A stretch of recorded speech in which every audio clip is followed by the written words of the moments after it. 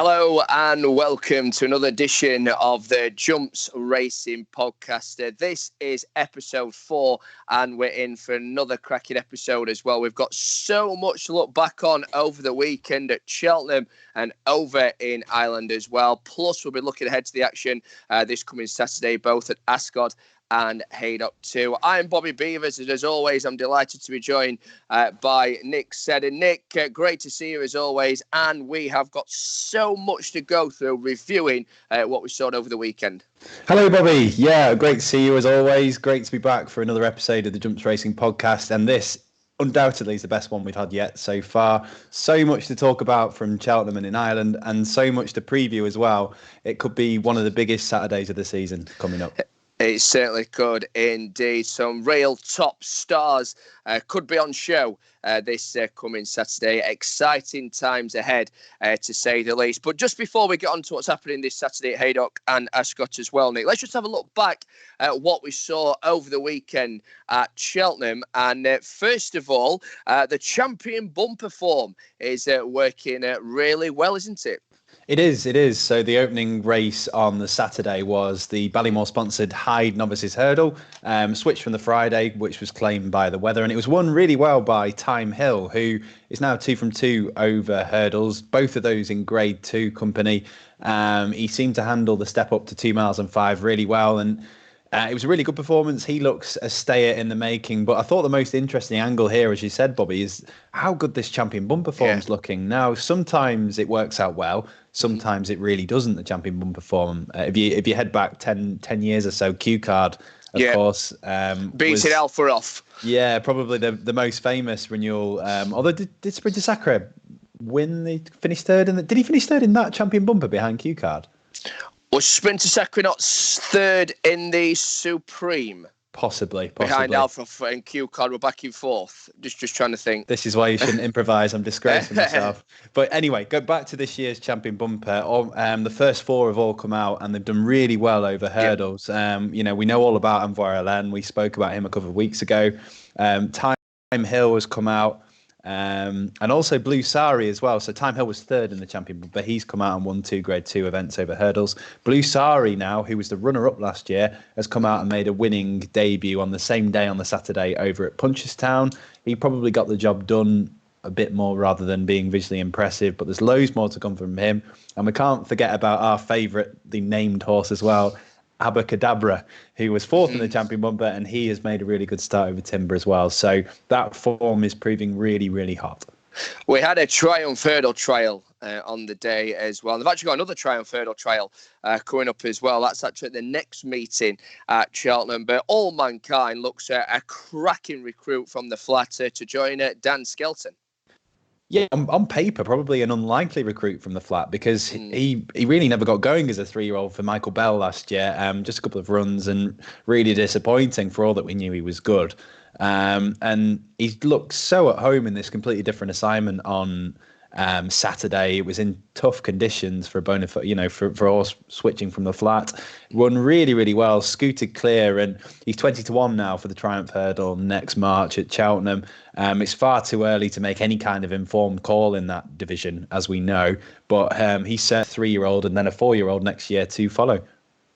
He certainly does. Now, just for, I think, biased reasons, to be honest with you. But I do think at the same time, I think he should go for this race. I mentioned there that on Caspian Caviar Gold Cup Day, they have another Triumph Hurdle Trail there. We may see him go for that. However, there's also a Triumph Hurdle Trail on the same day at Doncaster in the Summit Juvenile Hurdle. That's a Grade 2 contest. And I personally, Nick, I'd like to see him turn up there. Now, it was some years ago that a certain Peace & Co., he won that race. Of course, he went on to win the Triumph Hurdle that season as well. So I'd like to see him turn up at Town Moor. What's your thoughts? Yeah, we are very guilty, perhaps, in National Hunt for considering Cheltenham. It's known as the HQ, and it all revolves around there. It's easy to forget that there is some really good prize money and really good graded races away from Cheltenham, particularly in the north. None more so than at Doncaster. And it would be nice. And I know you're a proud Yorkshireman, so it'd be nicer for you than me as a Lancastrian. But it'd be good to see it spread out a bit, and rather than everything revolving around Cheltenham. And it's proved as well to be a great stepping stone and trail along the way. Also, let's talk about the staying handicap chase at Cheltenham as well on Saturday afternoon. It went in the way of West Approach for Colin Tizard and Robbie Power. Now, we were speaking a few weeks ago about certain horses, trainers and connections that are already thinking about the Grand National in April. And they're also doing the same with West Approach. He could turn up in the Grand National. Yeah, another one to add into the mix. He showed again on Saturday that he's very reliable, tough, genuine performer. Stamina is his forte, and it's a logical target to aim for Aintree. Whether all of these horses, as we know, will get there is another thing, but yeah, it makes sense. I will touch on this race that we spoke about Ramses Detay about 2 or 3 weeks ago now. He was really good when winning on reappearance in a handicap hurdle race, switched back to fences, and he was disappointing, wasn't he? His mark looks pretty high. He ran off 153 now on Saturday. You wonder what they're going to do with him next. He's another that you would think the Grand National would be a logical point, but he's probably got something to prove now next time out. The big race of the day, of course, was the BetVictor Gold Cup, and it went in the way of Happy Diva. Just before, though, we get the thoughts of Nick, let's hear now from our very own winning trainer, Kerry Lee. Had a brilliant winner on Saturday in the BetVictor Gold Cup with Happy Diva. First of all, congratulations. Oh, thank you very much, Nick. It's a great day and a real boost to the stable to win the most valuable handicap of the season so far. Yeah, it must be a real thrill to win a race like that. Now, I know it's the sort of question that's difficult to quantify, but just how expectant were you of a big run on Saturday? Did you think that she had a real shot of winning? Well, to be honest with you, I went through the race prior to racing, and I thought if she gets some luck in running and she gets around, I'm pretty sure she'll finish in the frame. And as the race was run, it was panning out, and with the circuit to run, I was kind of going, oh wow, she's in the perfect spot, and everything just went in her direction. It was brilliant, and Richard Patrick gave her a beautiful ride. Yeah, as you say, a brilliant ride from Richard Patrick as well. And the mare, she showed so much heart, didn't she, to go all the way to the line? Oh, she's a real trier. She's a proper racehorse. She knows her job.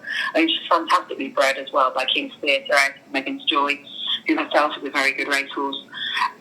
She's certainly blue blood, if you like. Brilliant filly. Great attitude and a pleasure to have. And what does it mean to the yard in general, to you and to all the staff, to have such a big winner like this at Cheltenham? Well, when you compare me to practically every other trainer in that race, I think I've got a stable of 24 horses. Most other tainers are at least double or treble that amount. So to be taking on the likes of champion trainer, Paul Nicholls, David Pipe, Anisha Williams, and beating them at the home of jump racing, it really does mean a lot. And a quick word on Happy Diva as well. I mean, of course, she owes you nothing, but what would the plan be for her next? Could we perhaps expect to see her in something like the Caspian Caviar, or would she go back against her own sex now?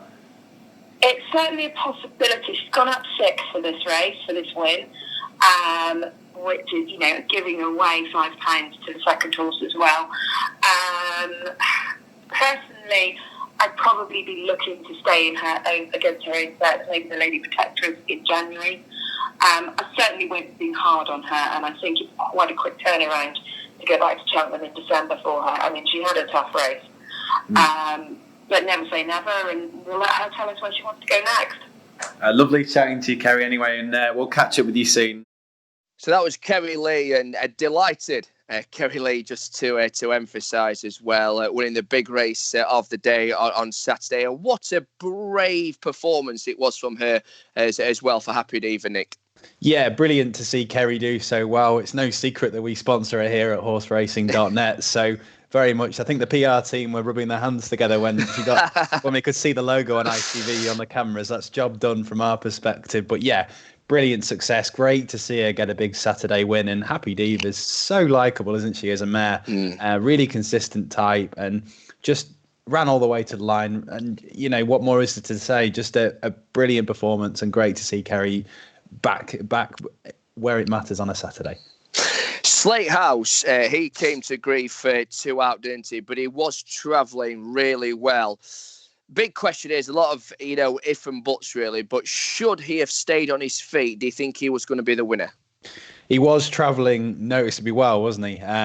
There's no secret that a lot of people fancied him for this, none more so probably than the Tizzards. We sort of felt that the secret might have been out when he won so well last month at Cheltenham, travelling really, really well, and then just...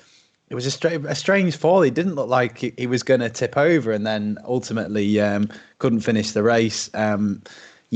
He would have gone very close, wouldn't he? He's one to follow.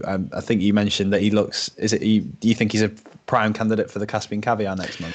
I personally would go for that myself because, should he have won the BetVictor Gold Cup, then you could have made the case, try and go and do the double. But I think the way he was travelling, and I really like the way he's come back this year because I mentioned this on the podcast a few weeks ago, didn't I? I said I was there.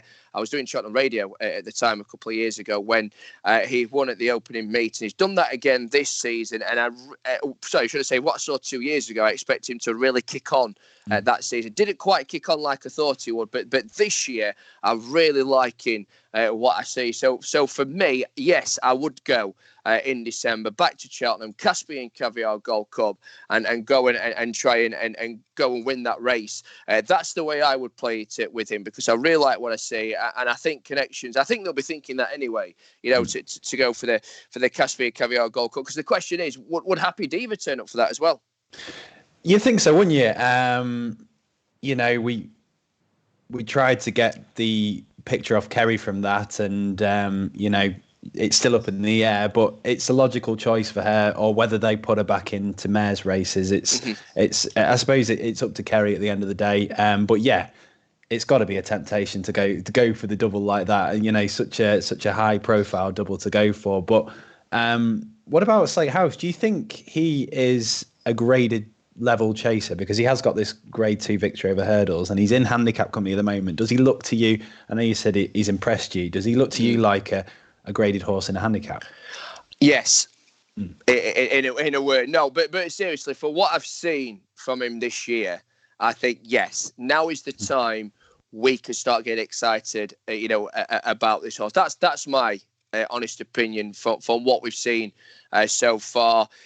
Should he have stayed on his feet? I think he was the likeliest winner, in all fairness. So in answer to your question, Nick, yes, most definitely. And I think it's going to happen, a lot sooner rather than later, to say the least. Now, just to stick in with Cheltenham also, if you just have a look at what we saw on Sunday, of course, put the kettle on, winning the Arco trial. I was all over Al Dancer to get the job done here. But in your opinion, Nick, how much is put the kettle on now a serious contender for next year's Arco? It's a really interesting one, isn't it? Because coming into the race, this just looked like a match between two smart novice hurdlers from last season, Al Dancer and Getaway Trump. And as it panned out, they just couldn't get past this really game mare, Put the Kettle On. She did everything right. And I thought there was shades of Black Quartered about it because of the fact that she started so early in the season. She's 4 from 5 over fences already, started all the way back in May, and she just keeps going. The question will always be how far she can take this, but she's got the Arco trial under her belt. I think the headline act is still with Al Dancer and Getaway Trump. They're probably still the two that will be favoured to turn into bona fide Arco contenders next March. But this division looks really open at the moment. At the time of recording, it's Tuesday. Lorena, I think, is due to run on Thursday. Yep. She could be the one that really becomes the star name in the division in terms of taking out outright favouritism, because I think it's 8-1 the field at the moment.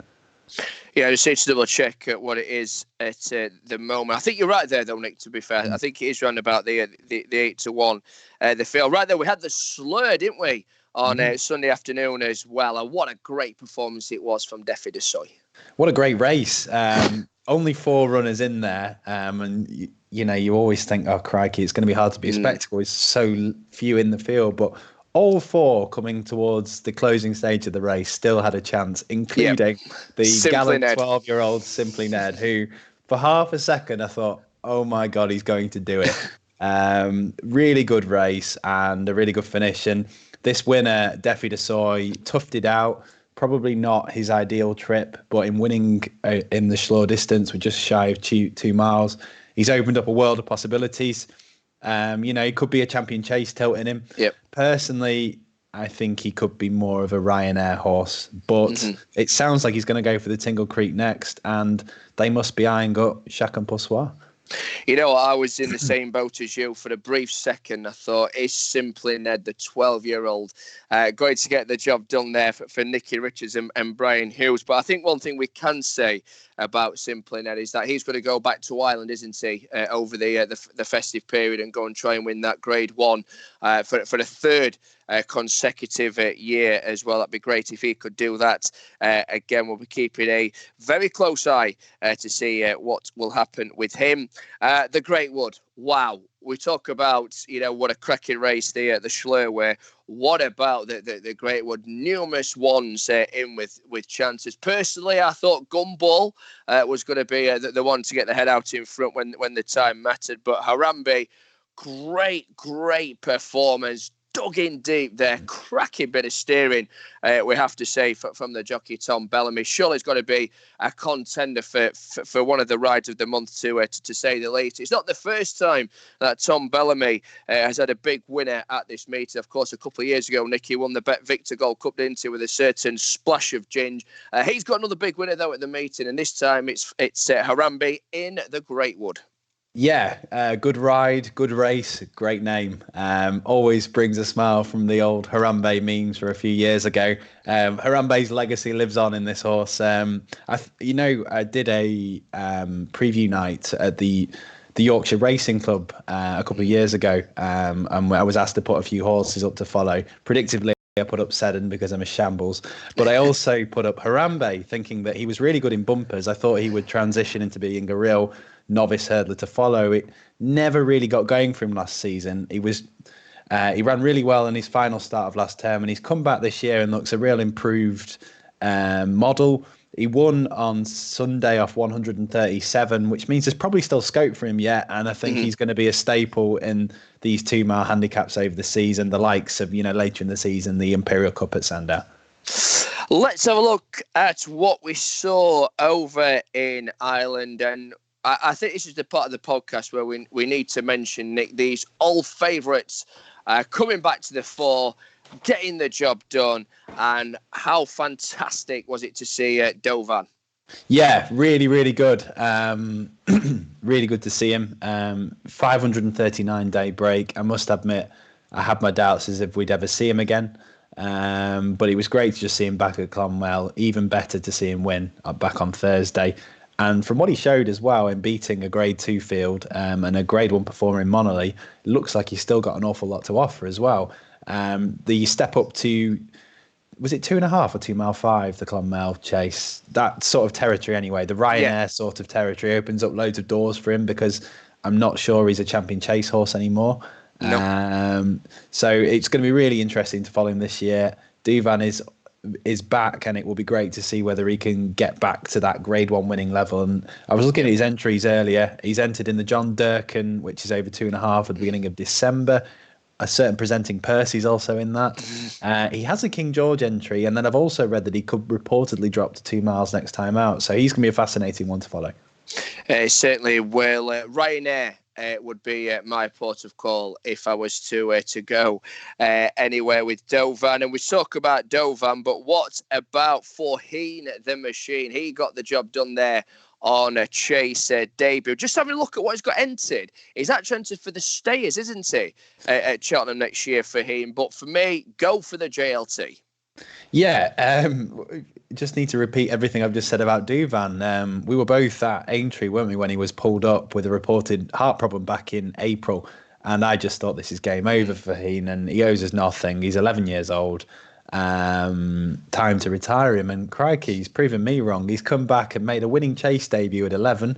Admittedly, didn't always look likely. He made a real bad mistake, but roared on, stayed on really well, and won really well. And we could end up here with a horse who is a bona fide challenger in a Grade 1 novice at 12. It doesn't happen very often. I've read that he could go to this Grade 1 novice chase at, I think it's Limerick on Boxing Day, or St Stephen's Day over in Ireland. But yeah, certainly think.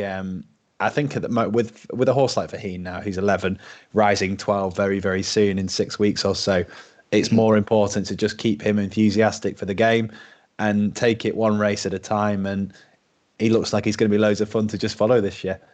Yeah, it's great to see Faheen back in action. Right then, the cross country we need to speak about. Yanworth, fantastic, Nick. Yeah, we know all about Yanworth, don't we? We do. Know how talented he is. He's a dual Grade 1 winning hurler from what seems like eons ago now. And then he never got going over fences as a chaser and was disappointing for a long old time. Switched to Enda Bolger, who is the king or queen, if you speak to Twitter, who call him Edna. Queen of the cross-country races, king of the cross-country races. Made a winning start, and you would think that all roads now would lead to March. And I suppose the question is, bearing in mind that we know that he's a bit of a maverick, a talented maverick, there's another ex-maverick that is at the top of the cross-country division in Tiger Roll.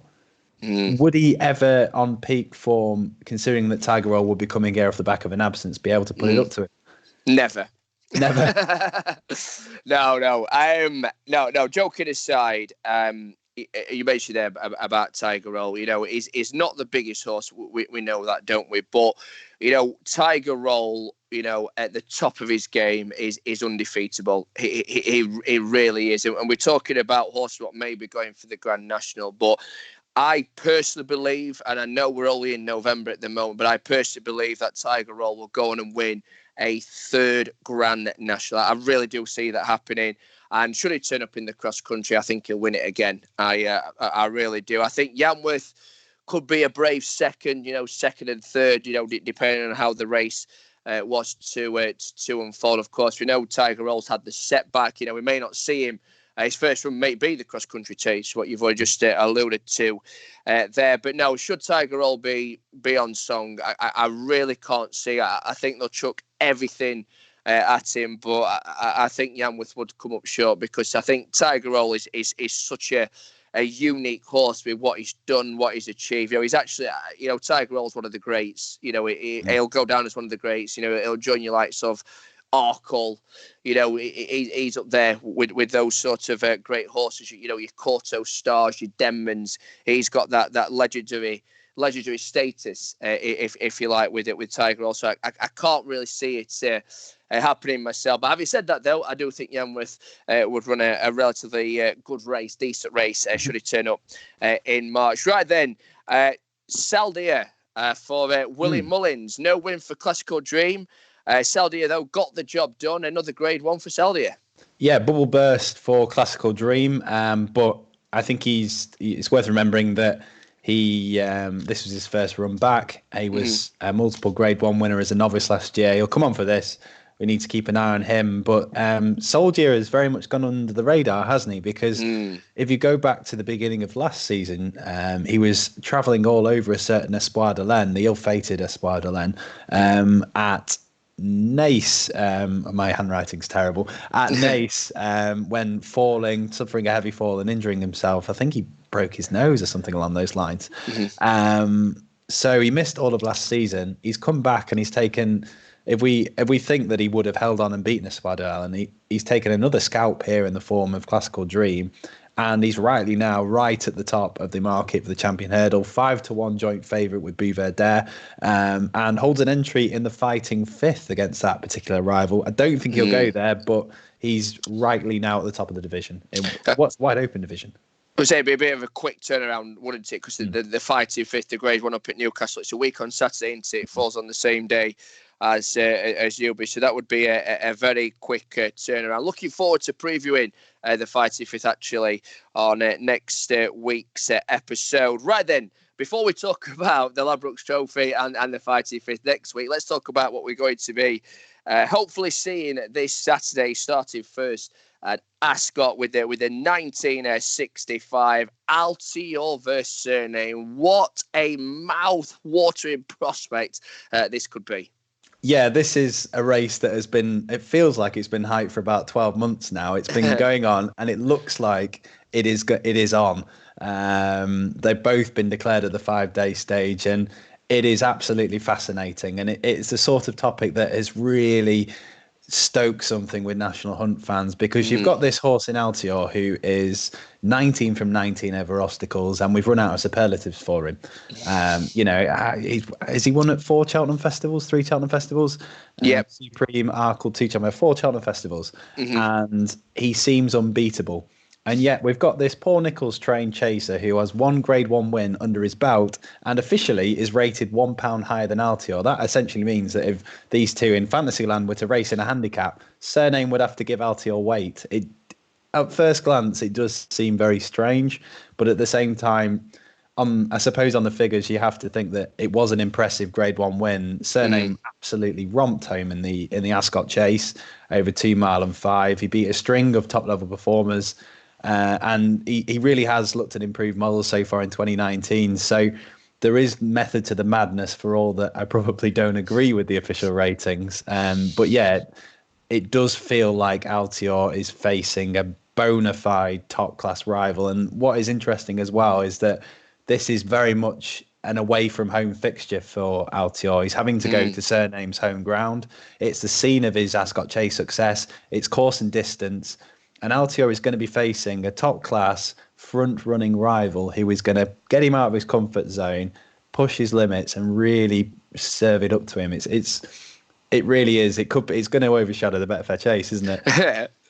It's going to be an absolute beaut of a race, and the more you say it out loud as well, you just appreciate how much of a great race it's going to be. Altior versus Cyrname. We have wanted these two to come together for some time now, and hopefully, fingers crossed, it will happen on Saturday in the 1965. Now, the Grade 1 on Saturday is the Betfair Chase up at Haydock. We've made notes on all 5 of those.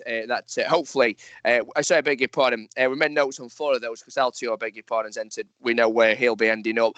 So it looks like it's going to be a 4-runner contest. So Bristol de May, Lost in Translation, Frodon. Oh, sorry, there was 5. Ballyoptic, Elegant Escape. Sorry, my maths was right the first time there. Missing out Elegant Escape at the bottom there. So it looks like there is going to be 5 turn up. We'll start first, though, with Bristol de May. Of course, he's going to try and win the race for a 3rd consecutive year. He won it first time out 12 months ago. The time before, he won the Charlie Hall first before heading to Haydock. Bristol de May, then, he is currently the market leader to get the job done again.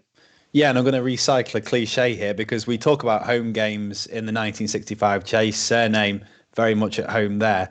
This is as home as it gets for Bristol de May. He seems to be a different horse here at Haydock. He's 4 from 4. He's probably about £15 better at Haydock than anywhere else. And not only is he 4 from 4, 3 of those wins have been by absolutely huge margins, usually when the conditions are testing. And in doing so, in winning his 4 races, the last 2 Betfair Chases as well, he's taken some serious scalps: Native River, Thistlecrack, Might Bite, Clanders Oboe, Q Card, the list goes on. Conditions will suit, and he's 6 to 5 for the reason. He is bidding to win this for the 3rd year running, and he's the one to beat. He's currently the market leader. Having said that, though, I do really like the look of Lost in Translation, and even more so based on what we saw last time out at Carlisle. Of course, Colin Tizard, no stranger to winning the Betfair Chase, but Lost in Translation, I think, could personally serve it up to him myself. Sure. The first line I've got on my notes is, so you want to be a Gold Cup horse. Now, all the vibes about Lost in Translation have been that he is set for a real stellar season, and the Tizards have not been shy with their comments. The secret's out with him. He's going to go for the Gold Cup, and there was everything to like about his win, as you say, in the Colin Parker at Carlisle. He jumped magnificently. He travelled all over 2 smart novices from last season. And on the evidence of his Grade 1 winner, Aintree, back in April as a novice, he's a bona fide top-class chaser. But crikey, it's some assignment to come and defeat Bristol de May in this race at Haydock Park in conditions that are going to play into Bristol de May's hands. We've just read out a long list of horses that haven't been able to do it. So it sounds really silly to say that if Lost in Translation wins this, he becomes a real Triple Crown contender. but the amount of times that the non-Morse of the Bristol de Mai hasn't been able to translate that into the King George. Well, he fell in the race last year. Was it last year the race where he fell and brought waiting patiently down? I think that's the one. Yeah. I think he did. To be fair to him, I think he did dispel the aurora around in Bristol de Mai last year that he was, I don't want to say flat track bully, but well suited by Haydock. But because he ran so well, he couldn't show anything at Kempton because he fell so early.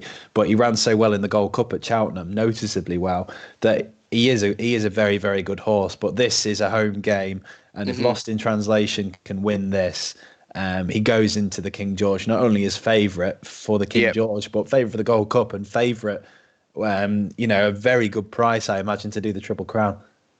Frodon for Paul Nicholls and Bryony Frost, of course, has had the one run so far this season. That was in the Old Rowan. Now, I've gone through my notes. I've triple-checked it to make sure.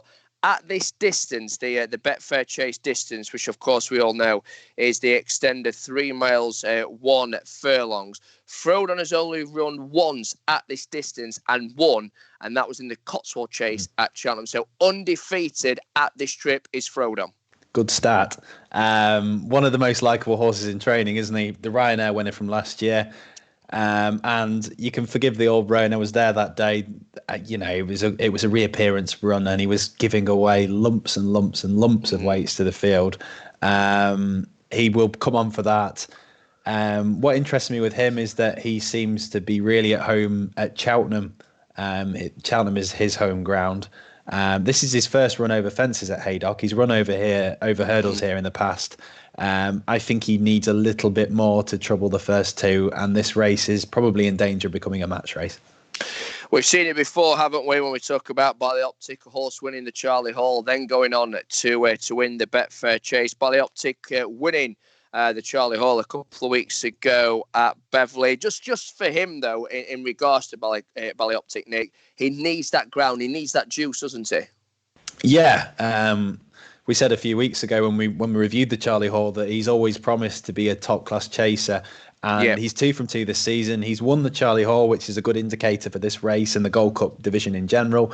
And quite simply, this is his shot. This is his chance. He's very, very likely, you'd say, to get juice in the ground at Haydock Park. I mean, I live in Manchester. It's always raining in Manchester, not too far from Haydock. I imagine it will be the right sort of going for Ballyoptic.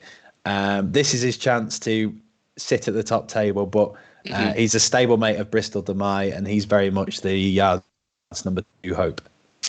And it's not just Nigel Twiston-Davies who's duly represented. Colin Tizard is as well. He's got Elegant Escape. Now, he's never actually run at Haydock before, which is really interesting. He's never had a run at Haydock. And I'm kind of questioning that route, or this route, should we say, ahead of the Welsh Grand National. Should he turn up to that at the back end of December?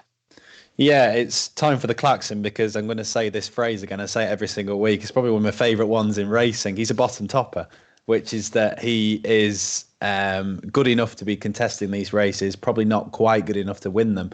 But it's one of those, isn't it? He's all about stamina.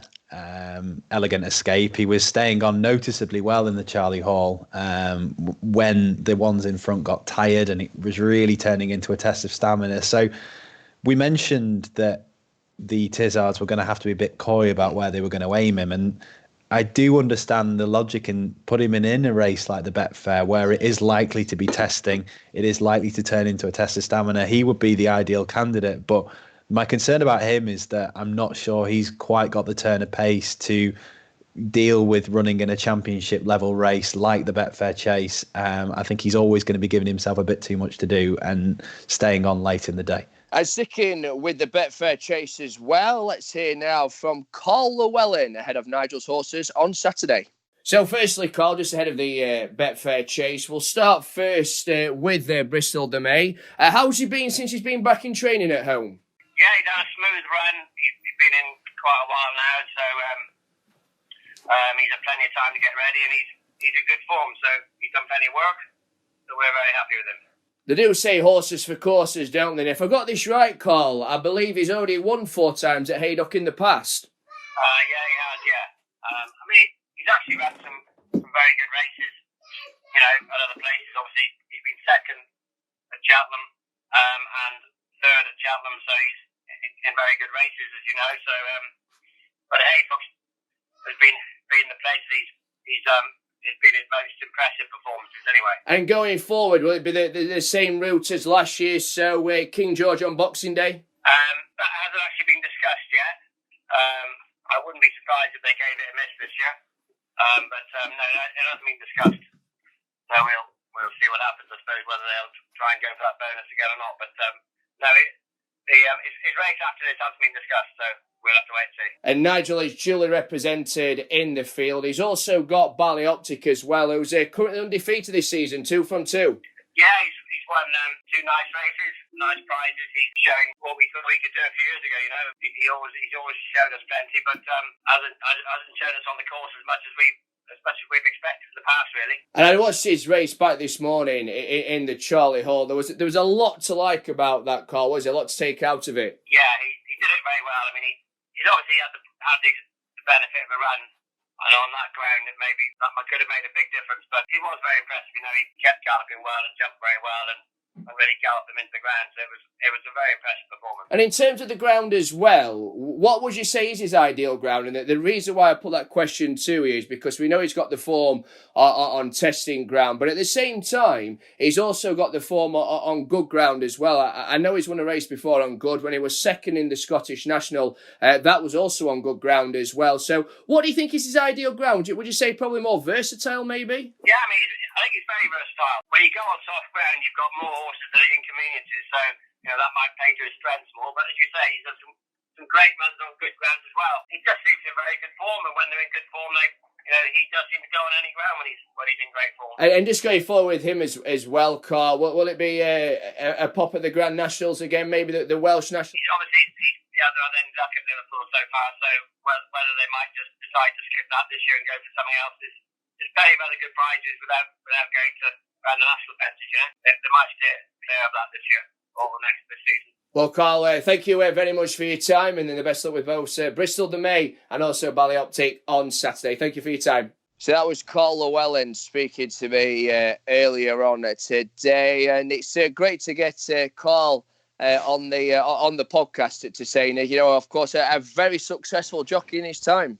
Yeah, great to hear from a legend of the game. Now, I must admit, I'm showing my age here, is a little bit before my time. I think I said to you the other week that I've actually got an autograph from Carl Llewellyn from Haydock Park back in 2005-ish when he was on Binderee, and I barely remember it, but I know that he's a big name in the sport, and it's great to get insight like that on the podcast, and hopefully for them at least it's a 1-2 in the Betfair Chase. Yeah, it'd be fantastic to see. And as always, thank you to everybody who's tuned in to the Jumps Racing podcast here for episode 4. Myself and Nick will be back next week as we look ahead to the Ladbrokes Trophy at Newbury. And, of course, another Grade 1, this time in the way of the Fighting at Gosforth Park. But from myself, Bobby, and Nick as well, we'll look forward to welcoming you back next week for episode 5.